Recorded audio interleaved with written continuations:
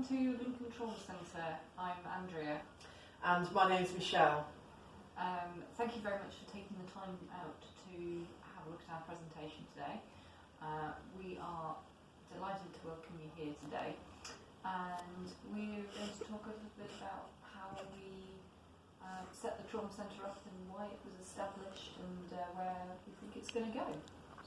Okay, so yeah, we set the Trauma Centre up as a project in 2017? Yeah. And the idea was to help people who'd been through trauma and PTSD, and it was for people, civilians, because there was a lot of emphasis on military trauma and PTSD at the time. So we had an overwhelming amount of clients that came to us, and therefore we decided at the end of the project to set up the Lincoln Trauma Centre as a community interest company. So we did that, and we've been running for a year, and it's been an amazing success. But we have noticed some changes and some developments that have happened, which have led us to want to start some new projects up. And expand our services, really. Yes. We identified that because there was such a vast amount of people coming through our doors, and we had a waiting list which is longer than we'd like it to be. That's because we get to the root of the issue, so we don't give a 10 session and that's your lot approach. We are very trauma informed and let the client lead as many sessions as they need. In order to fulfil a gap in service provision, we are now setting up the befriending service, which we want to expand on, don't we? Yeah, because we also identified that we were receiving quite a lot of referrals from mental health services and the Lincoln Crisis team. The problem is that these people need help, straight away, because they'd either been through, very recent trauma, or they were suffering from enduring mental health problems. And these services, the crisis team and the mental health services, were not, were struggling to cope, and they were sending them to us. So we were finding that, that we were having to put people on our waiting list who needed help straight away.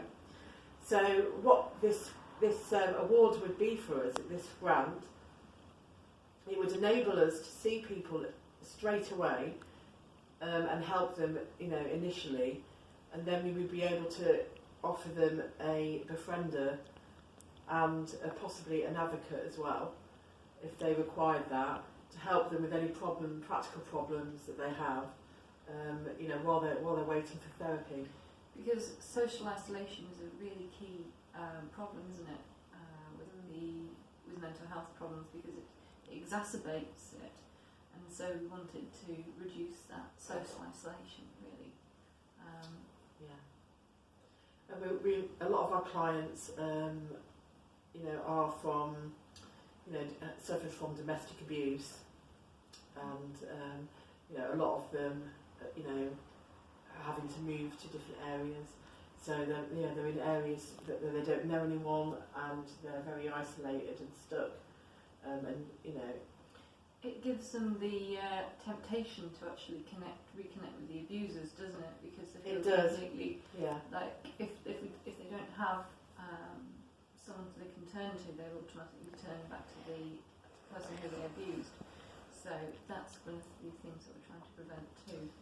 Yeah, so we're enabling families, and people to move on, help them to move on from what's happened to them, and to start a new life, which is what they, initially wanted to do, rather than feel isolated and just head back into negative cycles.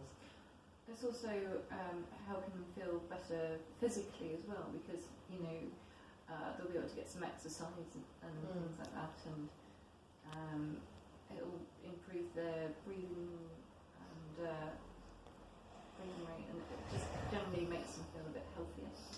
Yeah, and also with the advocacy side, obviously people who are on benefits, or if they have mental health problems, they can really struggle to feel like they're getting heard.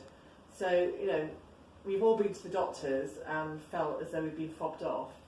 Well, people with mental health problems can feel very vulnerable and not very strong. So, you know, they might have to go to the doctors, they might go to the council or to the, to the benefits office or, whatever issue they're having to deal with, and find that, finding that they're compliant or they get fobbed off with whatever, is said to them. So, we would like to be able to offer that as a service as well, because, and just help people to have a voice, and also help them to feel more assertive themselves, and that is, also part of the therapy that we offer. And we run training courses alongside that as well. And we try to get the people involved as much as possible in terms of what they want.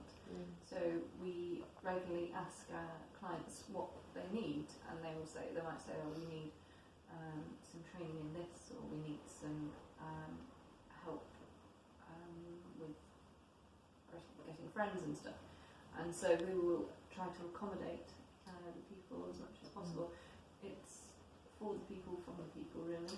Yeah, I mean, it's developed from counselling into something bigger, because there is a need out there for other areas of support, and we feel that we're in a perfect place to be able to offer that to people.